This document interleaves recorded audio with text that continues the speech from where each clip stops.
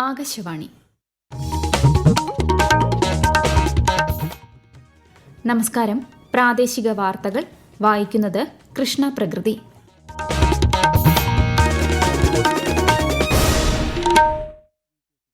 പ്രധാന വാർത്തകൾ. വികസിത ഭാരതം എന്ന ലക്ഷ്യത്തിലെത്താൻ സ്റ്റാർട്ടപ്പ് ഇന്ത്യ പദ്ധതി സുപ്രധാന പങ്ക് വഹിക്കുന്നുണ്ടെന്ന് പ്രധാനമന്ത്രി നരേന്ദ്രമോദി. ന്യൂഡൽഹിയിൽ നടക്കുന്ന ദേശീയ സ്റ്റാർട്ടപ്പ് ദിനാഘോഷം പ്രധാനമന്ത്രി അഭിസംബോധന ചെയ്യും. 64ാമത് സംസ്ഥാന സ്കൂൾ കലോത്സവത്തിൽ സ്വർണ്ണക്കപ്പിനുള്ള ഇഞ്ചോടിഞ്ച് പോരാട്ടം തുടർന്ന് കണ്ണൂരും കോഴിക്കോടും. പാലക്കാട് ജില്ലയിൽ മഞ്ഞപ്പിത്ത രോഗബാധ കൂടുതലായി റിപ്പോർട്ട് ചെയ്യുന്ന സാഹചര്യത്തിൽ ജാഗ്രതാ നിർദ്ദേശം നൽകി ആരോഗ്യവകുപ്പ്. ശബരിമല മകരവിളക്ക് തീർത്ഥാടന കാലത്തെ പടിപൂജയ്ക്ക് ഇന്ന് തുടക്കം. സ്പോട്ട് ബുക്കിംഗ് കൌണ്ടറുകൾ ഈ മാസം 19 വരെ. ഇറാനിലെ പ്രശ്നങ്ങൾക്ക് നയതന്ത്രപരമായ പരിഹാരം സാധ്യമാക്കണമെന്ന് ഐക്യരാഷ്ട്രസഭ. വനിതാ പ്രീമിയർ ലീഗ് ക്രിക്കറ്റിൽ ഇന്ന് ഗുജറാത്ത് ജയന്റ്സ് റോയൽ ചലഞ്ചേഴ്സ് ബംഗളൂരുവിനെ നേരിടും. വാർത്തകൾ വിശദമായി. തൊഴിൽ ദാതാക്കളുടെ രാജ്യമായി ഇന്ത്യയെ മാറ്റുക എന്ന ലക്ഷ്യത്തോടെ ആരംഭിച്ച സ്റ്റാർട്ടപ്പ് ഇന്ത്യ പദ്ധതിക്ക് ഇന്ന് ഒരു പതിറ്റാണ്ട്. ന്യൂഡൽഹിയിലെ ഭാരത് മണ്ഡപത്തിൽ നടക്കുന്ന ദേശീയ സ്റ്റാർട്ടപ്പ് ദിനാഘോഷം പ്രധാനമന്ത്രി നരേന്ദ്രമോദി അഭിസംബോധന ചെയ്യും. വികസിത ഭാരതം എന്ന ലക്ഷ്യത്തിലെത്താൻ പദ്ധതി സുപ്രധാന പങ്ക് വഹിക്കുന്നുണ്ടെന്ന് പ്രധാനമന്ത്രി പറഞ്ഞു. ബഹിരാകാശം, പ്രതിരോധം തുടങ്ങിയ മേഖലകളിലേക്ക് കടക്കാൻ സ്റ്റാർട്ടപ്പുകൾക്ക് വളരെ അനുകൂലമായ അന്തരീക്ഷം സൃഷ്ടിച്ചിട്ടുണ്ടെന്നും അദ്ദേഹം സമൂഹമാധ്യമത്തിൽ കുറിച്ചു. സ്കൂളുകളിൽ നിന്നും കോളേജുകളിൽ നിന്നും നൂതന ആശയങ്ങളുമായി പുറത്തിറങ്ങുന്ന യുവാക്കൾക്ക് വലിയ പ്രതീക്ഷ നൽകുന്ന ഒന്നാണ് സ്റ്റാർട്ടപ്പ് ഇന്ത്യ മിഷനെന്ന് ഫ്യൂസിലേജ് ഇന്നൊവേഷൻ സ്ഥാപകനും മാനേജിംഗ് ഡയറക്ടറുമായ ദേവൻ ചന്ദ്രശേഖരൻ ആകാശവാണി വാർത്തകളോട് പറഞ്ഞു.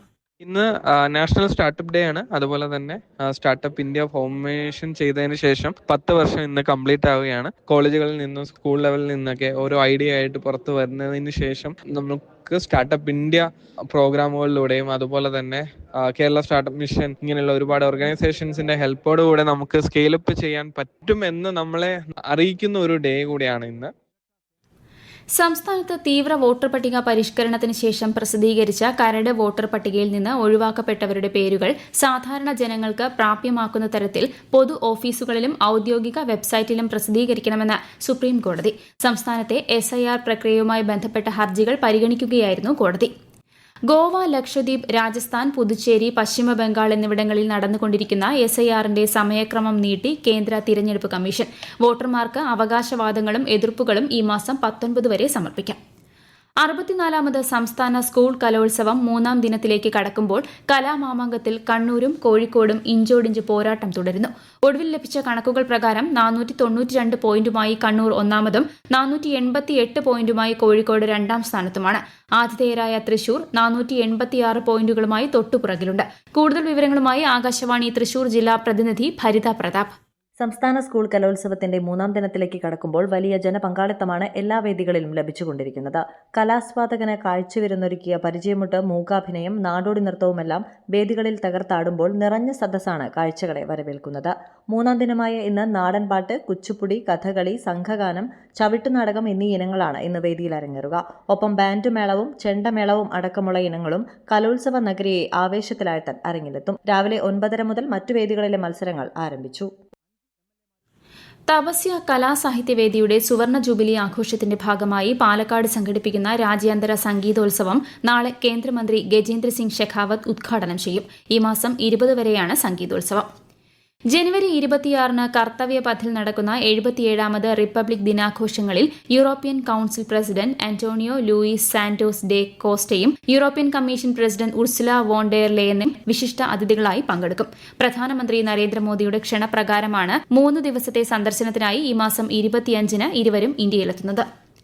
കൊല്ലം സായിയിൽ കുട്ടികളെ മരിച്ച നിലയിൽ കണ്ടെത്തിയ സംഭവത്തിൽ പോലീസ് അന്വേഷണം ആരംഭിച്ചു. ആത്മഹത്യാക്കുറിപ്പിലെ വിവരങ്ങളുടെ അടിസ്ഥാനത്തിലാണ് അന്വേഷണം. മറ്റു കുട്ടികളുടെയും ഹോസ്റ്റൽ വാർഡൻ ഉൾപ്പെടെയുള്ള ജീവനക്കാരുടെയും മൊഴി രേഖപ്പെടുത്തി. ഈ വാർത്തകൾ ആകാശവാണിയിൽ നിന്ന്. ആകാശവാണി വാർത്തകളും വാർത്താധിഷ്ഠിത പരിപാടികളും All India Radio news Thiruvananthapuram YouTube ചാനലിലും All India Radio news Thiruvananthapuram Facebook പേജിലും AR News_ തിരുവനന്തപുരം ഇൻസ്റ്റഗ്രാം അക്കൌണ്ടിലും AR News_TVM X ഹാൻഡിലും ലഭ്യമാണ്. ശബരിമല മകരവിളക്ക് തീർത്ഥാടന കാലത്തെ പടിപൂജയ്ക്ക് ഇന്ന് തുടക്കമാകും. ദീപാരാധനയ്ക്ക് ശേഷം 6:45ഓടെയാണ് പൂജ. ഈ സമയം ഭക്തർക്ക് പ്രവേശനമില്ല. ശബരിമല അടക്കമുള്ള 18 മലകളെയാണ് പടികൾ പ്രതിനിധാനം ചെയ്യുന്നതെന്നാണ് സങ്കല്പം. ശബരിമല ദർശനത്തിനായുള്ള സ്പോട്ട് ബുക്കിംഗ് കൌണ്ടറുകൾ ഈ മാസം 19 വരെ പ്രവർത്തിക്കും. പമ്പ, നിലയ്ക്കൽ, എരുമേലി എന്നിവിടങ്ങളിലാണ് സ്പോട്ട് ബുക്കിംഗ് സൌകര്യമുള്ളത്. വെർച്വൽ ക്യൂ ബുക്കിംഗ് 19 വരെയുണ്ടാകും. മറ്റന്നാൾ വരെയാണ് തിരുവാഭരണം ചാർത്തിയുള്ള അയ്യപ്പ ദർശനം. മണ്ഡല മകരവിളക്ക് മഹോത്സവത്തിന് സമാപനം കുറിച്ച് ഈ മാസം 20-നാണ് നടയടയ്ക്കുക. പാലക്കാട് ജില്ലയിൽ ഹെപ്പറ്റൈറ്റിസ് എ അഥവാ മഞ്ഞപ്പിത്ത രോഗബാധ കൂടുതലായി റിപ്പോർട്ട് ചെയ്യുന്നതിനാൽ പൊതുജനങ്ങൾ ജാഗ്രത പാലിക്കണമെന്ന് ആരോഗ്യവകുപ്പ് അറിയിച്ചു. കഴിഞ്ഞ ഒരു വർഷ കാലയളവിൽ ജില്ലയിൽ 1793 കേസുകളാണ് റിപ്പോർട്ട് ചെയ്തിരിക്കുന്നത്. കൂടുതൽ വിവരങ്ങളുമായി ആകാശവാണി പാലക്കാട് ജില്ലാ പ്രതിനിധി ഫൈസൽ അലിമുത്ത്. ജില്ലയിലെ വിളയൂർ, കൊപ്പം, അലനല്ലൂർ എന്നീ പഞ്ചായത്തുകളിലും ഒറ്റപ്പാലം, പട്ടാമ്പി എന്നീ മുനിസിപ്പാലിറ്റി പ്രദേശങ്ങളിൽ നിന്നുമാണ് കൂടുതൽ കേസുകൾ റിപ്പോർട്ട് ചെയ്തിട്ടുള്ളതെന്ന് ആരോഗ്യവകുപ്പ് അധികൃതർ അറിയിച്ചു. മലിനമായ ജലത്തിലൂടെയും ആഹാരത്തിലൂടെയും രോഗിയുമായുള്ള സമ്പർക്കത്തിലൂടെയുമാണ് രോഗം പിടിപെടുന്നത്. മഞ്ഞപ്പിത്തം സ്ഥിരീകരിച്ചവരും രോഗലക്ഷണങ്ങൾ ഉള്ളവരും മറ്റുള്ളവരുമായി അടുത്തിടപഴകുന്നത് ഒഴിവാക്കണമെന്നും രോഗം പൂർണ്ണമായും മാറുന്നതുവരെ 2 ആഴ്ചക്കാലം വിശ്രമിക്കേണ്ടതാണെന്നും ആരോഗ്യവകുപ്പ് അധികൃതർ നിർദ്ദേശം നൽകി. ഇറാനിലെ സംഘർഷങ്ങളുടെ പശ്ചാത്തലത്തിൽ ഐക്യരാഷ്ട്രസഭ സുരക്ഷാ കൌൺസിൽ യോഗം ചേർന്നു. ഇറാനിലെ ജനങ്ങൾക്ക് ഭയമില്ലാതെ സമാധാനപരമായി അവരുടെ പ്രശ്നങ്ങൾ പ്രകടിപ്പിക്കാൻ കഴിയണമെന്ന് UN secretary general Antonio Guterres അഭിപ്രായപ്പെട്ടു. നയതന്ത്രത്തിലൂടെയും സംഭാഷണത്തിലൂടെയും പ്രശ്നപരിഹാരം സാധ്യമാക്കണമെന്ന് ഐക്യരാഷ്ട്രസഭ അറിയിച്ചു. രാജ്യവ്യാപക പ്രക്ഷോഭത്തിന്റെ പശ്ചാത്തലത്തിൽ ഇറാനിലേക്കുള്ള യാത്ര ഒഴിവാക്കണമെന്ന് ഇന്ത്യൻ പൌരന്മാർക്ക് വിദേശകാര്യ മന്ത്രാലയം നിർദ്ദേശം നൽകി. ഇറാനിലെ കേരളീയർക്കായി നോർക്ക റൂട്ട്സ് ഹെൽപ്പ് ഡെസ്കും ആരംഭിച്ചിട്ടുണ്ട്. ലോകത്തിന് തന്നെ മാതൃകയായ ഇന്ത്യൻ കാർഷിക സമ്പ്രദായം പുനരാവിഷ്കരിക്കേണ്ടതിന്റെ ആവശ്യകതയുണ്ടെന്നും വരും തലമുറയ്ക്ക് അത് പകർന്നു നൽകേണ്ടതുണ്ടെന്നും തിരുവല്ലയിൽ നിന്നുള്ള ജൈവ കർഷകൻ ഓമനകുമാർ ആകാശവാണി വാർത്തകളോട് പറഞ്ഞു. ജലം, മണ്ണ്, അന്തരീക്ഷം തുടങ്ങിയവയിൽ വലിയ മാറ്റങ്ങൾ വന്നു കഴിഞ്ഞു. അവയെ തിരികെ എത്തിക്കുവാനും അതിലൂടെ സമസ്ത ജീവരാശിയുടെയും സുസ്ഥിര നിലനിൽപ്പ് സാധ്യമാക്കുവാനും ലോകത്തിന് തന്നെ മാതൃകയാകുവാനും നമ്മുടെ രാജ്യത്തിന്റെ പ്രധാനമന്ത്രി നമ്മെ ഓർമ്മപ്പെടുത്തുന്നു. ലോകത്തിന് തന്നെ മാതൃകയായ ഈ കാർഷിക സമ്പ്രദായം പുനരാവിഷ്കരിക്കേണ്ടതിന്റെ ആവശ്യകത ഓരോ കർഷകനും ആചരിക്കുകയും തന്റെ വരും തലമുറയ്ക്ക് ഈ അറിവ് പകർന്നു നൽകുകയും അതിലൂടെയും തന്റെ രാജ്യത്തിന്റെയും ലോകത്തിന്റെയും സുഗമമായ ക്ഷേമത്തിൽ പങ്കാളികളാവുകയും അനിവാര്യമാണ്. കർഷകർ രാഷ്ട്രനിർമ്മാണത്തിൽ സുപ്രധാന പങ്ക് വഹിക്കുന്നതായി പ്രധാനമന്ത്രി നരേന്ദ്രമോദി കഴിഞ്ഞ ദിവസം വ്യക്തമാക്കിയിരുന്നു.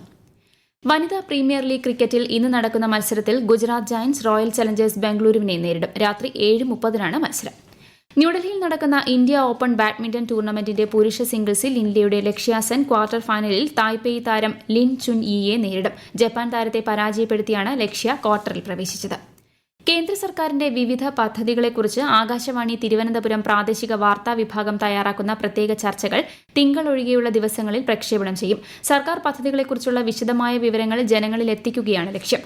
ആത്മനിർഭർ ഭാരതിനെക്കുറിച്ച് രാത്രി 11 മണിക്ക് സാമ്പത്തിക വിദഗ്ധ പ്രൊഫസർ മേരി ജോർജ് സംസാരിക്കുന്നു. മുന്നണി മാറ്റത്തെക്കുറിച്ച് കേരള കോൺഗ്രസുമായി ഒരു വിധത്തിലുള്ള ചർച്ചയും നടത്തിയിട്ടില്ലെന്ന് പ്രതിപക്ഷ നേതാവ് VD സതീശൻ. KM മാണിക്ക് സ്മാരകം പണിയാൻ സ്ഥലം അനുവദിച്ചതിൽ സർക്കാരിന് നന്ദി പറയുന്നു. അതിന് കോൺഗ്രസ് നിമിത്തമായതിൽ സന്തോഷിക്കുന്നുവെന്നും അദ്ദേഹം പറഞ്ഞു. കണ്ണൂർ ജില്ലയെ ഹരിതാപമാക്കാൻ ലക്ഷ്യമിട്ട് തുടങ്ങിയ പഴശ്ശി പദ്ധതിയിൽ നിന്ന് കനാൽ വഴി കൃഷി ആവശ്യത്തിനുള്ള ജലവിതരണം ആരംഭിച്ചു.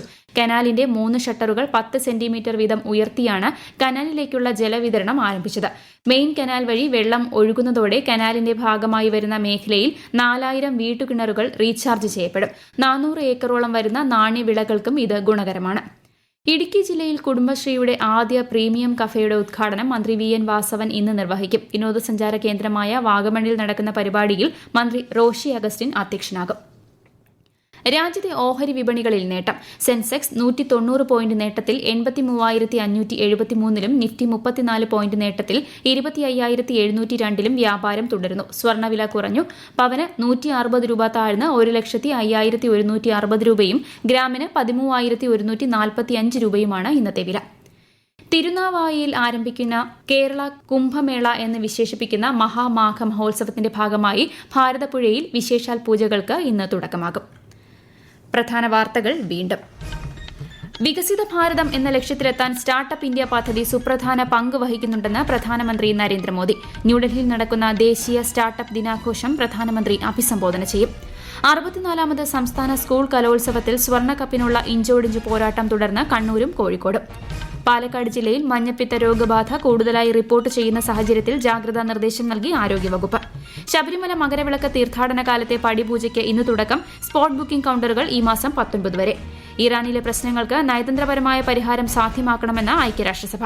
വനിതാ പ്രീമിയർ ലീഗ് ക്രിക്കറ്റിൽ ഇന്ന് ഗുജറാത്ത് ജയന്റ്സ് റോയൽ ചലഞ്ചേഴ്സ് ബംഗളൂരുവിനെ നേരിടും. പ്രാദേശിക വാർത്തകൾ കഴിഞ്ഞു. അടുത്ത വാർത്താ പ്രക്ഷേപണം 12:50.